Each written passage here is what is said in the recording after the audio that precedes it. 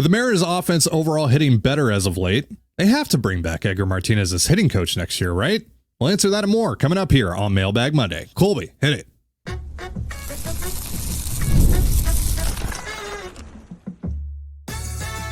You are Locked On Mariners, your daily Seattle Mariners podcast. Part of the Locked On Podcast Network, your team every day. Ahoy, sailors. It is Monday, September 9th, 2024. This is Setting as Allison Colby Patnode for the Locked On Mariners podcast, part of the Locked On Podcast Network, your team every day. On today's show, we'll be opening up the mailbag like we do here every Monday and answer some of your Mariners questions. But before we do that, shout out to our title sponsor, FanDuel. Now through September 22nd, all FanDuel customers can bet $5 and get a 3-week free trial of NFL Sunday Ticket from YouTube and YouTube TV. Visit FanDuel.com to get started. And if you want to hear from me and Colby even more and help support the show, check out our Patreon. The link is in the description, and you can sign up for a free 7-day trial. So we are going to kick off Mailbag Monday here with a question from Code, who wants to know, has Edgar fixed the strikeout issue, and would you want him back as the hitting coach next year? Colby? I think saying that Edgar has fixed any part of the Mariners offense is a bit hyperbolic at this stage. It's been 16 games, I think, since he took over. That is 1/10 of a full season. So the idea that Edgar just rolled in and all of a sudden the strikeouts, went down as a direct result of Edgar coming in.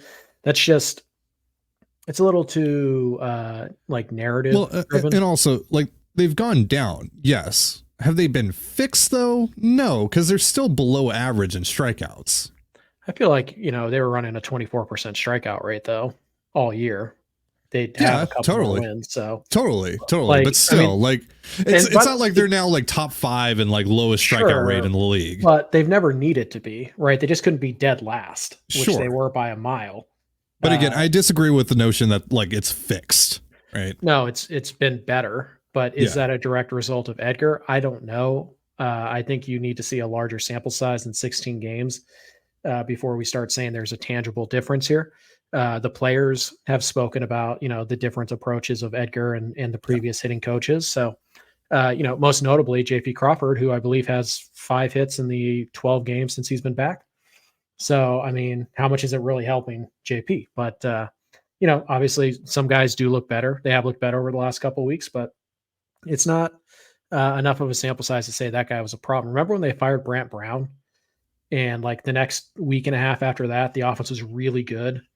And we were like, oh, see, Brant Brown was the problem. And then what happened? Well, eventually, it went back to what it was. So, yeah, I just feel like this is one of those stretches where they're competent looking and they've had a couple of those stretches over the course of this year.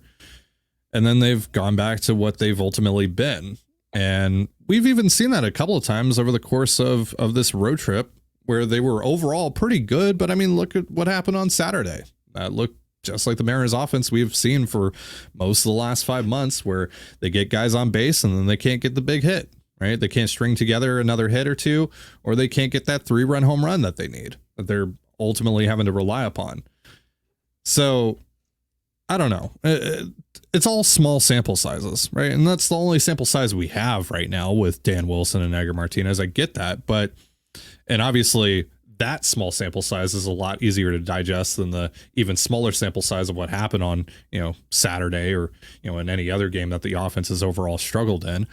But I'm not bought in on Edgar has suddenly fixed the offense, but I do buy into some of the things that we have heard from the players, that we have heard from the hitters, that the overall approach has been simplified and guys just feel more comfortable and confident in their approach. And I think for that reason, how could you not bring Edgar back?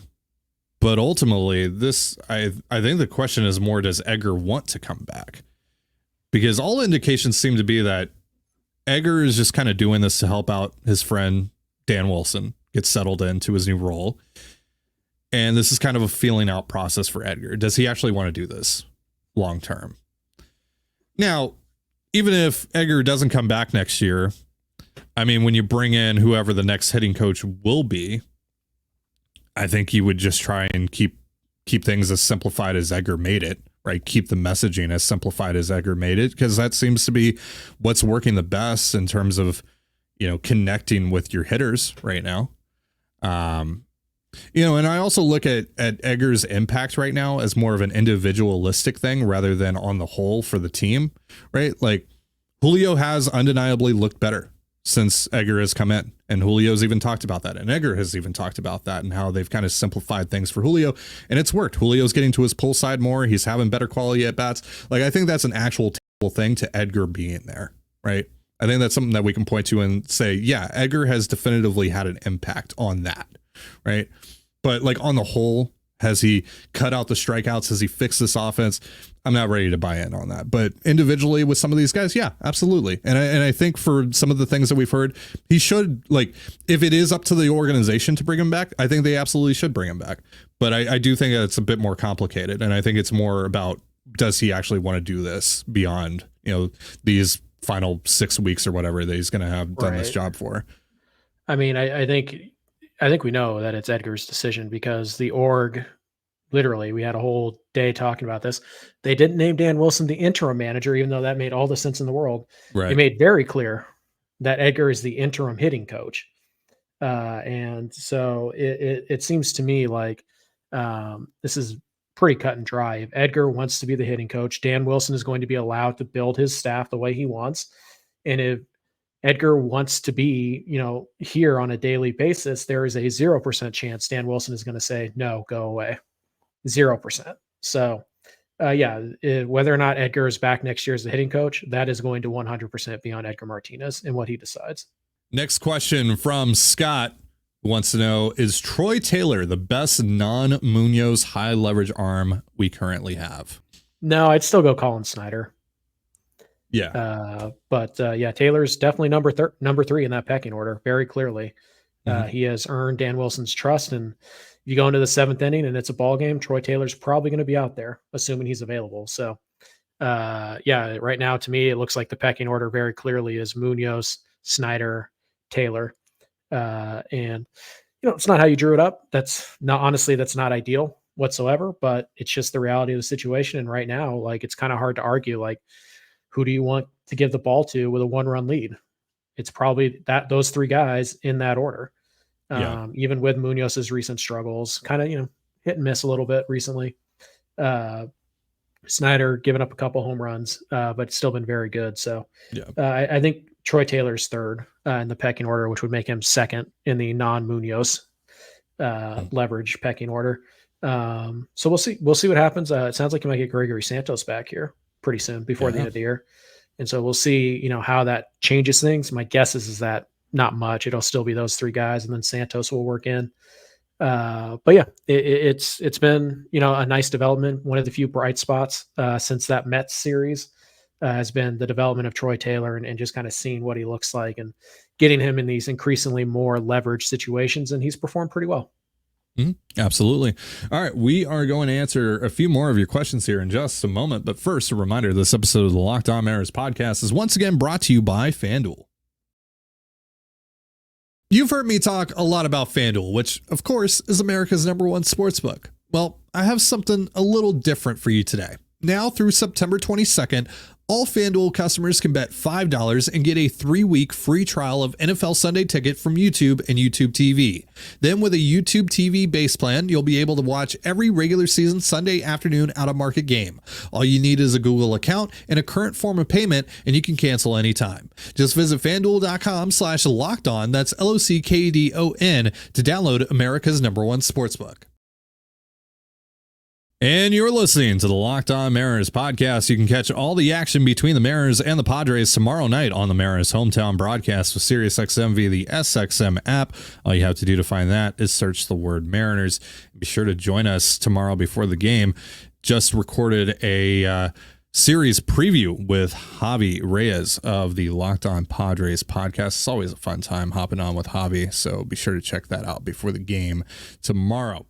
All right, let's get back into your questions here on Mailbag Monday. Kyle wants to know, assuming Julio, Randy, Raley, and Robles all return next year, would you rather the Mariners look for a first baseman or an outfielder this offseason?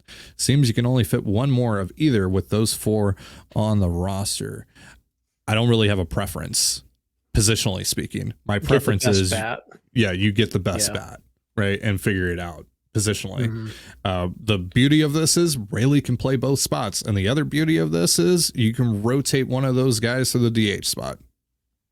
So, yeah, you can actually have two of these types because you still have the DH open. Like, you're not rolling into next year assuming that Mitch Garver is going to be the DH like you did this winter. So, you can actually afford two of those types if you really want to. But yeah, to me, it's just get the best bat you can. If it's first baseman, fine. If it's Christian Walker and that's the best you can do, fine. But if it's, I don't know, Anthony Santander, and you decide you like Santander more than Walker, then fine, do that and put Rayleigh at first base. So to me, it's just about getting the right bat, and the versatility here helps. Obviously, you have your backup center fielder like on the bench or in the lineup every day, right? You have Robles, you have Rayleigh, they can both play center field. First base it's Rayleigh, right? And unless you go get like a Walker. And then at that point it's, hey, we can still put those four guys in the lineup at the same time, because I could just DH Rayleigh, or I could just DH Arozarena, or I could just DH Walker and Rayleigh could play first base. So it's not a problem. But yeah, obviously if those four come back, there are scenarios where all four are in the lineup at the same time, but there are going to be days where one of them has to sit, and that's not necessarily a bad thing. So to me, I'm just looking for the best bat I can get. And if it's an outfielder, fine, whatever. Arozarena DH is a lot, Rayleigh DH is a lot, Robles DH is some, Julio DH is some. If it's a first baseman, then I guess Rayleigh's going to DH a lot. So I think the assessment's right on, where it's just like, look, don't worry about the position. Just get the best hitter you can possibly get, and then figure out how to get them all in the lineup when you have to. And it won't be that difficult to do. Absolutely. All right. Next question here from Dan. How does last offseason's trade candidates, Brian Wu, Bryce Miller, Cole Young, Harry Ford, Emerson Hancock, Colt Emerson, Laz Montes trade value compare to last off season? Colby, do you think any of those guys, their values have changed in the right direction, the wrong direction over the last 9 or so months? Well, first things first, I am going to do your favorite thing, Ty. I'm going to reject the premise of the question. These guys were actually trade chips last year. Oh, here we go. Not true. Choosing not to answer the question at hand and just refusing the setup of the question, the premise of the question. Yeah. What the people pay for. But right. None of those guys were actual trade candidates last year. So wrong. But no, in all seriousness, Wu, Miller, their values have gone up significantly. There's really no denying that. Colt and Laz, their values have gone way up. There's no denying that. And then it really comes down to Cole Young, his value probably going up. He's closer to the big leagues. He's still 21 years old. He's having a pretty good year in AA. He's going to be big league ready next year, which wasn't the case last winter. So Young's values goes up. Harry Ford's value, I'd say it's probably about the same. Again, Harry Ford is one of the most like beauty in the eye of the beholder prospects that is out there. Because if you think he can catch, you probably think he's a top, 60-ish prospect in all of baseball. If you don't think he can catch, he might not be top 150 for you in baseball. Like the bat, just the power in particular just hasn't really taken off like you would like. But you think he can catch, he's going to put up a 370 on base and hit like 30 doubles and be a good catcher defensively. Yeah, that's a really valuable piece. So to me, I think Ford is such a beauty in the eye of the beholder type of prospect that his value just kind of stays what it is, whatever it was. Hancock's value to me went down, but I just think Hancock is what he is. Like, I don't think he has a lot of value to begin with. Pretty much anybody who has success in the big leagues now or is closer to the big leagues than they were a year ago or 8 months ago, their value's gone up pretty significantly. Next question here from someone named Colby, but not our Colby, another Colby, a different Colby. How many wins would it be to get into the final wild card? And in order for that to happen, who will play the biggest role in getting there besides Julio? From one Colby to another, how are you feeling? Well, I don't like the answer because it's going to be like 88. Because you got to keep in mind right now where the wild card sits, you're 3.5 back, but you're also, in a deficit to the Tigers and the Twins because you lost the tiebreaker to both of those teams. So you're essentially as far back in that race as you are in the AL West race. So to me, the answer is like 87 to even have a shot, 88 wins to maybe have a shot. And right now you're 73 and you have 18 games left and you have 73 wins. So you can do the math. Like maybe you can afford to lose 3 games the rest of the way to have a good shot at this. So, we'll see, but it feels like if you want to make the playoffs, you kind of need that wild card number to drop down to like 84 to have a realistic shot. Like again, the Mariners are they've messed around for too long and it's just not going to happen. It just feels too little, too late. Yeah. Right. So maybe you can get this thing into a point where like the last series of the year has some meaning to it, but you're probably going to need like Minnesota to get swept and you're going to have to sweep Oakland. And I still think the likeliest path here, if they are going to make the playoffs, here in the next couple of weeks, they're winning the division because they still have that series against Houston. Yeah. They can make up most of that ground themselves in that series. So I would say it's going to be at least 87, 88 wins. And again, you only have 18 games to go and you're only at 73. So can they go 15-3? Maybe, but you got the Padres up next. And then later on you have the Yankees. That's before you play Houston. Yeah. I have no idea what's going on with my lighting in this episode. Apologies for that, folks, but I'm like seeing some shadows on my face here with the microphone and all that. I guarantee nobody cares. You would think, but then there's someone. There's nobody was going to mention anything until you said it. Sure. All right. I mean, our corporate overlords might mention something about it. Oh, and then who's the player who will play the biggest role in them getting there? Oh, yeah. I'm going to go Randy Arozarena. They need him to be a star. They need playoff Randy. Yeah. They need, absolutely Randy. That's the first name that came to mind. Or Polanco. I think one of those two guys being who they have historically been is crucial to that happening. 100%. Yeah. We saw both of those guys star in yesterday's win. So hopefully we get some more of that here over the final couple of weeks. All right. We're going to answer a couple more of your questions in just a moment. But first, a reminder, this episode of the Locked On Mariners podcast is brought to you by eBay Motors.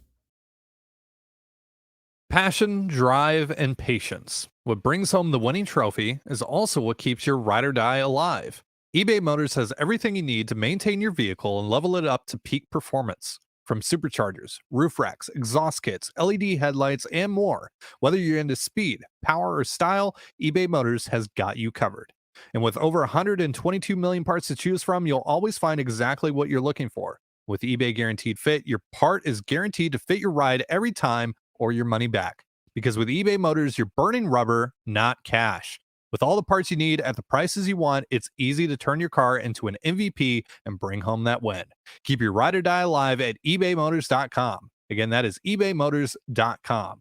Eligible items only. Exclusions apply. eBay Guaranteed Fit only available to U.S. customers. And you're listening to the Locked On Mariners podcast. Once again, you can catch all the action between the Mariners and the Padres tomorrow night on the Mariners hometown broadcast with SiriusXM via the SXM app. All you have to do to find that, search the word Mariners. All right, let's get into a question here from Isaac, who wants to know, imagine a world where ownership is comfortable absorbing large-ish contracts via trade, not bad swaps. What players would you look to acquire? For example, players like Brandon Nimmo come to mind. I did find a name that is making a lot of money. Probably isn't available, but might be because of a very specific circumstance here, who fills a need that the Mariners have, who is still relatively in their prime. So I found one name on all that. And I mean, Nimmo was the guy I thought of too, but obviously Nimmo's been named. So to kind of move away from Brandon Nimmo. What about Matt Olson? Yeah. He's due about 5 years, $110 million left on his deal. Funny enough, Matt Olson plays for the team that we're kind of using as the model for this exercise. Right. But yeah. Right. The Braves have some luxury tax issues that they're starting to run up against. Obviously, Albies, they're starting to pay Acuna more. Austin Riley's gotten a huge deal. Max Fried is going to be a free agent. They're going to have to sign him. Marcell Ozuna is still making a pretty big number. So we know that the Braves don't have any issue spending the luxury tax and getting up there. But is there a point where they go, hey, let's get some breathing room here and kind of reattack how we're going to look at this roster? Because, the Braves have been kind of disappointing this year. And obviously a huge part of that is just Acuna getting hurt. Well, we can understand that, but there are some, there are some holes on this roster. What are they going to do at shortstop? The farm system's not quite what it used to be. Obviously they leveraged it pretty well. Guys are starting to make money. So I just wonder if Matt Olson is the guy here who the Mariners can help refill the Braves farm system, maybe give the Braves something that they don't have on their major league roster right now. Like, I don't know, JP Crawford, a shortstop, which is kind of a salary dump, but whatever, right? Matt Olson is the guy I came up with. That's like, look, this guy might be available, probably not, but he might be available, but he checks the box for the Mariners. Huge first base upgrade. Despite he's having a down year. So maybe the Braves are like, hey, let's get out from this and let's see. He's a lefty power hitter that plays pretty well at T-Mobile Park. So I think Matt Olson is the guy that I saw that I was like, probably not available, but he's also not making like $50 million a year, which we know is just not going to happen. So it'd be fun to say Fernando Tatis Jr., but like, do you think the Padres care that Tatis is making $300 million? No, They don't. If they're going to try and shed salary, they're going to be, you want Yu Darvish, you want Xander Bogaerts, you want Manny Machado? And my answer is no to all those guys. So to me, Matt Olson was the one guy who jumped out, aside from Brandon Nimmo also. So the other name that I thought of is someone that we think the Mariners had interest in, Marcus Semien. Yeah. Right. Down year for the Rangers. They're getting up there in payroll. Maybe they offload one of those contracts that they have. Maybe that's Semien, who I think would have 4 more years after this year. But it's like, how good is Marcus Semien really? Because 1 year he's an MVP candidate. This has been going on for the last 4 or 5 years. 1 year he's an MVP candidate. The next year he's just kind of a good player. The next year he's an MVP candidate. And then this year he's like a 97 WRC plus, was an all-star. He's been really good defensively. So he's still like a 3.5 win player. Right. The glove is carrying a lot of his value now. Obviously a right-handed hitter, T-Mobile Park, older guy. I think the Mariners were interested in Semien because they wanted those first couple years, right? And then they were going to either try and live with what was on the back half or try and trade what was on the back half of that contract. So now that they've probably missed the best year Semien's going to give that contract, are they still interested in it? Maybe, because I think the AAV was very close. Like what the Mariners wanted. Well, I mean, if he keeps following this trend that he's on, I mean, 2025 MVP season for Marcus Semien. It's like Jerks and Profar, but like with a much high, like his bat is still like pretty good. But it's Semien's a fun one. But again, I just wonder. I think he's 34. Like, do the Mariners want to pay $100 million over the next 4 years? Yeah, he'll be 30. Yeah, he's turning 34 in a week. So happy early birthday to Marcus Semien. Sure. Because you're totally watching. You have a middle infielder who's getting into his mid 30s, coming off of a down year. Like, you got to be very careful with that. And so, I mean, don't you basically have that in Polanco? Right. I mean, I'd rather take the shot on Semien, but it's not a straight up thing, right? But for $26 million a year, and then I think it's $20 million in the last season. Would I rather pay an extra? Would I rather double Polanco's salary and give up the prospects that it would take to get Semien on top of that? Or would I rather just keep the prospects and roll with Polanco and hope that he rebounds to some degree? I mean, how much would it really cost? Probably not a ton, but especially with the year that he's coming off of, like in division, like sometimes teams care about that. Sometimes they don't. Yeah. The Mariners don't, but other teams in the division do. Apparently Oakland is one of them. Semien would be fine. I like Olson. Then it's like, are you saying like money's not an object and the Padres are willing to trade Fernando Tatis Jr.? Like, okay, fine. Go get that guy. Sure. Yeah. Go get the best player you possibly can who's making money. I don't care about that. But like, let's talk about this guy, Shohei Ohtani. Sure. So Yeah, if you can do that, fine, great, do it. But you can't. Yeah. So trying to live somewhat in the realm of reality. And even that, we're talking about Marcus Semien and Matt Olson. Can you really imagine those headlines? Mariners acquire Matt Olson or Marcus Semien this winter. Oh, one other name I throw out there, just real quick. I think he's less available than those two guys. But Carlos Correa. Yeah. 6 years, $200 million. I think he's got 4 years left. So Twins didn't spend at all this offseason. Nope. So and it sounds like they're going to have to do the same thing this winter, where they're not going to be able to add a ton of salary. So yeah, maybe could Semien, be fun. Or could be. I mean, Correa's still a good player. Yeah, when he's healthy. Yeah.